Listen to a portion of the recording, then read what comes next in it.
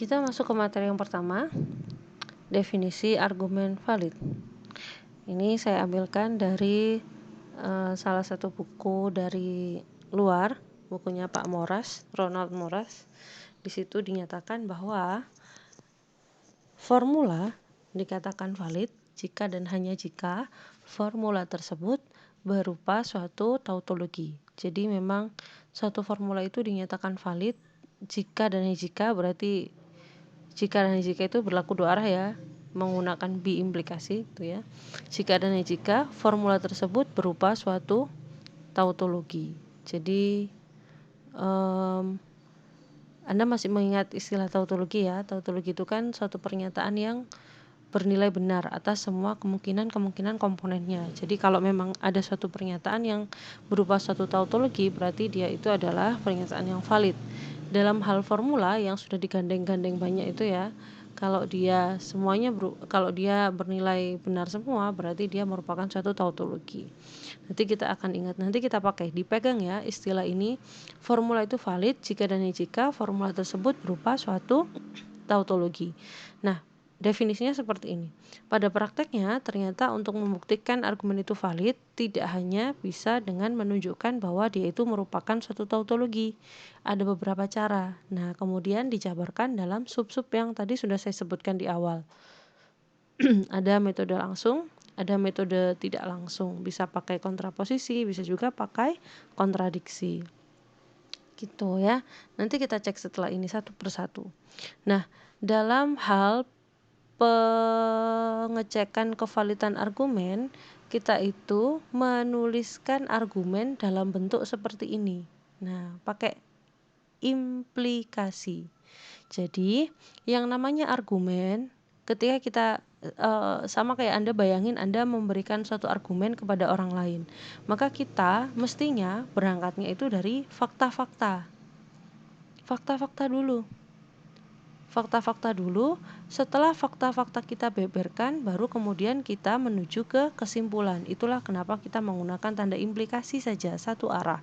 Jadi kita berangkat dari fakta-fakta. Bayangin kalau Anda mau menjelaskan, kalau Anda mau mengatakan bahwa perkuliahan di YIN Tulungagung sudah dilaksanakan secara tatap muka terbatas. Gitu kan? Nah, kalau Anda mau mengatakan seperti itu kepada orang lain, Anda kan perlu membeberkan fakta-faktanya terlebih dahulu kan. Jadi ada surat edaran dari kampus dan juga sudah diposting secara luas dalam postingan Instagram misalkan atau Facebook. Jadi sudah diumumkan secara resmi maupun secara tidak resmi. Kemudian info dari Kajur atau info dari Sekjur atau info dari kakak tingkat atau informasi dari HMJ misalkan. Itu fakta kita beberkan, baru kemudian menuju ke kesimpulan. Kesimpulannya, mulai tanggal 4 Oktober dilaksanakan PTMT di YIN Tulungagung, namun hanya untuk kelas Madin misalkan seperti itu. Dan penulisan argumen seperti ini juga sebenarnya dalam dunia nyata kita pakai dalam banyak hal. Kalau Anda menyadari pada praktek luasnya ya, dalam dunia hukum, dalam persidangan kita menggunakan sistem yang sama dengan logika, di mana misalkan ketika ada seorang pengacara yang membela seorang tersangka gitu ya, terdakwa membela seorang tersangka, maka dia akan membeberkan fakta yang fakta ini ditujukan untuk meringankan atau menghilangkan atau membebaskan dan memperbaiki nama baik dari si tersangka gitu kan. Jadi fakta dibeberin dulu semua. Kalau Anda lihat pas persidangan itu misalkan kita bawa bukti alibinya pada tanggal sekian sampai sekian, yang bersangkutan ini ada di sana, tidak mungkin melakukan kejahatan ini, bla bla bla dan seterusnya.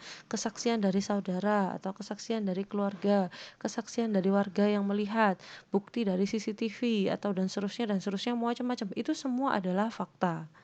Baru kemudian setelah semua fakta dibeberkan, si pengacara akan menyampaikan kesimpulan. Berarti kesimpulannya klien saya ini tidak melakukan hal yang dituduhkan pada tanggal sekian tersebut gitu misalkan. Nanti di sisi yang sebaliknya, jaksa penuntut umum juga akan membeberkan fakta-fakta yang tujuannya adalah menunjukkan kebenaran bahwa si tersangka ini melakukan suatu tindak kejahatan misalkan. Ngumpulin fakta-fakta semua, baru sampai di kesimpulan. Nanti hakim akan menilai dari fakta-fakta yang dikumpulkan, mana yang lebih benar, mana yang dan seterusnya. Seperti itu sebenarnya sistemnya. Jadi di logika juga sama. Nah, maka secara simbolik nanti fakta-fakta ini, jadi fakta-fakta yang dikumpulkan itu kita sebut sebagai premis. Jadi kalau satu ya premis, kalau banyak ya premis-premis gitu ya. Jadi premis itu artinya karena saya tulis premis-premis karena memang bisa banyak gitu kan. Seperti kita mengumpulkan bukti di persidangan itu kan boleh banyak, tidak harus cuma satu kan. Maka kita sebut premis-premis gitu. Jadi premis itu boleh lebih dari satu. Ketika kita ngomongin argumen ya, premis-premis itu boleh lebih dari satu. Kemudian nanti kita akan simbolkan dengan simbol P besar. Sedangkan kesimpulannya itu kita sebut sebagai konklusi. Atau ya kesimpulan aja nggak apa-apa, sama aja. Ada yang menyebut kesimpulan, ada yang menyebut konklusi. Nah itu nanti kita akan simbolkan dengan C. Sekumpulan fakta-fakta disebut juga sekumpulan premis. Dikatakan sekumpulan karena banyaknya premis dapat lebih dari satu. Ini tadi ya, premis itu dapat berbentuk formula yang dihubungkan dengan operator apa saja. Ini konjungsi, disjungsi, implikasi, dan biimplikasi. Jadi premis itu boleh nanti bentuknya apa saja. Ingat premis itu kan fakta ya, nanti bisa berbentuk formula gitu ya. Bu, kalau bentuknya itu cuman atom, apa enggak boleh? Boleh, atom kan termasuk di dalamnya formula kan gitu. Jadi nggak harus formula yang panjang, harus harus berupa formula yang dihubungkan dengan operator dan seterusnya, enggak. Atom juga boleh. Jadi tidak harus suatu proposisi majemuk, tapi boleh juga proposisi tunggal gitu ya. Ini definisi tentang argumen itu valid. Ingat kalau ada suatu formula ya, formula itu dikatakan valid jika dan hanya jika formula tersebut berupa tautologi. Ini sebenarnya adalah pengertian dasarnya yang nanti akan dibawa ke argumen gitu, kira-kira seperti itu ya. Selanjutnya ada metode pembuktian kevalidan argumen. Nah di sini ini untuk membuktikan suatu argumen itu valid gitu ya. Sekarang kita sudah ngomongnya argumen karena sudah punya premis sama konklusi ya. Ada dua cara metode pembuktian kevalidan argumen, atau ada dua metode analisis validitas argumen. Ada dua. Boleh pakai istilah analisis validitas, boleh pakai istilah pembuktian kevalidan. Ada yang kita sebut sebagai bukti langsung atau pembuktian langsung. Ada juga yang menggunakan istilah pembuktian tak langsung. Bentuk bukti langsung itu seperti yang ada di kanan ini. Bentuk bukti langsung. Artinya apa? Ketika kita membuktikan sesuatu itu secara langsung. Karena kalau kita lihat dari bentuknya di sini, semua premis yang ada itu digunakan. Sini saya tulis ada premis 1 sampai premis ke N. Kemudian digunakan untuk memunculkan suatu konklusi atau kesimpulan. Nah, karena antar premis ini akan digunakan, maka kita akan gabungkan dengan menggunakan tanda konjungsi. Jadi antar premis 1 dengan premis yang lain disambungkan atau dihubungkan dengan operator konjungsi. Bukti langsung. Kenapa dikatakan bukti langsung? Karena arahnya dari fakta menuju ke konklusi seperti konsep awal. Gitu. Jadi dari fakta menuju ke konklusi atau kesimpulan. Kita sebut sebagai bukti langsung. Nah, kadang-kadang dalam prakteknya ternyata bukti langsung itu tidak bisa langsung kita peroleh. atau tidak bisa langsung kita jalankan. Kita perlu trik khusus kadang-kadang. Nah, bagian ini nih agak susah saya jelasin karena ini masuknya ada di pembuktian-pembuktian teorema-teorema. Barangkali nanti Anda akan ketemu di teori bilangan atau nanti Anda akan ketemu di mata kuliah yang lainnya. Saya perlu menunjukkan yang basicnya saja. Jadi, kadang-kadang kita tidak bisa langsung menggunakan pembuktian langsung. Kita perlu trik ngotak-atik. Nah, ketika pembuktian itu tidak dijalankan dengan arah seperti ini, maka kita menggunakan bukti yang satunya, namanya bukti tak langsung. Nah, bukti tak langsung itu bisa dilaksanakan dengan kontraposisi, bisa juga dilaksanakan dengan bentuk kontradiksi. Nah, perhatikan ya, kalau ini tadi di bukti langsung, itu kita berangkatnya dari sini, dari premis-premis. Ingat, berangkatnya dari kiri.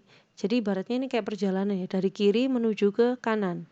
Apapun yang ada di kiri ini kita sebut sebagai premis, apapun yang ada di sebelah kanan tanda panah kita sebut sebagai konklusi atau tujuannya. Jadi ini adalah startnya, ini adalah tujuannya. Nah, kalau kita menggunakan bukti tak langsung dengan menggunakan kontraposisi, itu dasar hukumnya adalah karena kalau kita punya suatu implikasi, dia itu kan bernilai ekuivalen dengan kontraposisinya, ya kan? Kalau saya punya implikasi P maka Q, dia akan ekuivalen dengan negasi Q maka negasi P. Karena ekuivalen berarti nilai kebenarannya nanti kan akan tetap sama, meskipun bentuknya berbeda. Ini kan P di depan, Q di belakang, nggak ada negasinya gitu kan. Ini terbalik, ada negasinya. Tapi nilai kebenaran akhirnya itu sama. Nah, sehingga ini bisa kita gunakan untuk menjadi trik. Kalau misalkan kita berangkat dari P menuju ke Q itu ternyata nggak bisa atau macet, kita bisa rombak cara pembuktiannya dengan menunjukkan bahwa tidak Q maka tidak P. Gitu. Contoh kalimat yang sederhana misalkan seperti contoh yang pernah kita cek sebelumnya, misalkan jika Andi lulus kuliah, maka Andi memperoleh ijazah. Gitu. Jika Andi lulus kuliah, maka Andi memperoleh ijazah. Kalimat ini ekuivalen dengan kalimat Andi tidak memperoleh ijazah, maka dia tidak lulus kuliah. Gitu. Jadi kalimatnya nilai kebenarannya sama. Ada banyak contoh yang lainnya. Kita sudah bahas itu di bagian kontraposisi dulu ya. Nah, kalau misalkan bentuk bukti langsung ini nggak bisa, kita perlu merombak sedikit posisinya. Jadi yang awalnya ada di Q, dia dirombak di depan menjadi negasi Q. Yang ada di depan diputar ke belakang tapi kasih negasi. Jadi ini bentuknya. Nah, ini Anda bisa lihat, ini kan yang belakang C, kita oper ke depan kasih negasi. Terus yang tadi awalnya kan P-nya kan yang ini. Nah, ini kita taruh di belakang tapi kasih negasi. Selesai. Jadi kalau buktinya kontraposisi, kalau kita menggunakan bukti kontraposisi, maka kita berangkatnya itu adalah dari sini, negasi dari konklusi. Berangkatnya dari sini dulu. Jadi ibaratnya dari konklusi dulu, baru nanti kita akan pecah-pecah menuju ke premis-premis. Kasarnya begitu ya. Kalau dibayangin agak abstrak nih. Ini dulu yang dipahami. Ini pokoknya bisa ya melihatnya ya. Ini kan negasi Q, maka ini kan negasi dari P. Nah, karena ini satu formula yang panjang, kena hukum negasi, berarti ini sebenarnya bisa kita bongkar dengan menggunakan hukum De Morgan. Jadi kita masukkan negasinya. Jadi makanya di sini saya kasih atau karena memang boleh pakai yang atas ini, boleh pakai yang bawah. Ini kan nilainya sama. Hanya saja yang bawah ditulis dengan sudah memasukkan hukum De Morgan. Gitu. Nah, selain menggunakan kontraposisi, kita juga bisa menggunakan metode lain yaitu metode metode kontradiksi gitu. Metode tidak langsung jenis kontradiksi. Kenapa kok bisa begitu? Kadang-kadang memang ada kalimat atau argumen yang dibuktikan langsung susah. Sudah dibalik kontraposisi malah lebih susah. Kenapa? Karena misalkan di sini itu konklusinya kecil atau sedikit, sehingga kalau mau diurai-uraikan itu agak sulit. Nah, berarti nggak bisa kita gunakan kontraposisi, boleh kita cari yang lainnya, misal menggunakan kontradiksi. Ingat ya, kontradiksi itu makna dasarnya dari kontradiksi itu adalah pertentangan. Kontradiksi itu pertentangan. Jadi kita itu memunculkan suatu pertentangan di dalam argumennya. Memunculkan suatu pertentangan, memunculkan sesuatu yang mustahil gitu loh. Memunculkan sesuatu yang mustahil dulu.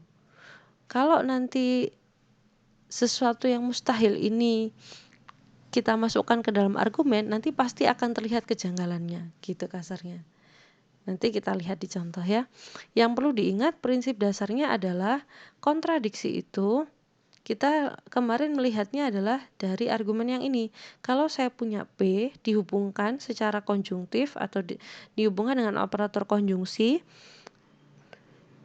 dengan negasi P, maka ini hasil akhirnya akan menunjukkan suatu kontradiksi atau 0, 0, 0, 0 semua pernyataan yang bernilai salah pada semua kemungkinan komponennya. Nah, dari bentuk ini berarti kita bisa mengambil atau menurunkan metode bahwa kalau kita mau membuktikan dengan metode kontradiksi itu tabrakkan antara si P dengan negasi P. Kalau di sini karena kita punyanya adalah premis dengan konklusi, maka kita menabrakkan antara premis-premis dengan si konklusi. Lihat bedanya. Kalau ini kan konklusinya kan dipindah ke depan, sedangkan yang premis dipindah ke belakang. Jadi menyeberang tanda implikasi. Kalau di sini enggak. Dari bentuk langsung ini kan bentuk langsung ya. Kemudian C-nya ini kita seberangkan ke kiri, tambahin negasi. Tetap dihubungkan dengan tanda konjungsi. Kemudian sebelah kanannya nanti akan menuju ke 0. Ini bentuk yang sebelah kiri ini mengikuti pola ini, P dan negasi P. Jadi di sini C-nya ini kita putar ke kiri, kita hubungkan dengan konjungsi, kita negasikan.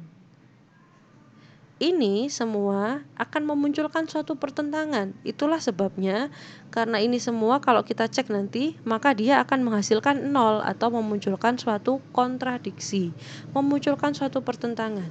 Kok bisa seperti itu? Karena memang harusnya C-nya ini kan diperoleh di kesimpulan akhir kan. Tapi ketika kita pindah ke depan malah kita negasikan, kan malah kebalikannya gitu kan. Justru memang ini terlihat, oh di sini nanti ini muncul pertentangannya di sini. Gitu. Muncul pertentangannya di sini. Nanti ini sudah akan mulai terlihat kalau kita ketemu soal teorema. Nanti kita bahas di model pembuktian yang lebih lengkap ada di belakang nanti ya. Sementara kita simpan yang ini dulu. Pokoknya Anda pahami perbedaan bentuk dari 3 jenis ini. Jadi ini patokan utamanya ya, patokan utamanya disimpan. Kalau perlu ini di print supaya Anda ya semuanya ya, semua materi kalau perlu PDF-nya di print supaya punya catatannya gitu ya. Ini dipegang dulu. Jadi ini adalah 3 jenis metode pembuktian kevalidan argumen. Bisa bukti langsung, bisa bukti tak langsung. Nah, bukti tak langsung itu ada 2 jenis ya nak, bisa pakai kontraposisi, bisa pakai kontradiksi. Kalau ini Anda pegang terus sampai semester-semester depan, maka saya yakin mata kuliah apapun yang ada metode pembuktian, Anda tidak akan bingung. Gitu. Karena memang semakin ke belakang nanti kita akan semakin banyak mata kuliah yang memerlukan pembuktian-pembuktian. Nah, jadi kalau ini Anda pegang sampai akhir, insya Allah patokan ini akan tetap berguna sampai terus ke depan. Gitu kasarnya ya. Seperti itu. Untuk yang materi selanjutnya kita lanjutkan di video yang berikutnya ya.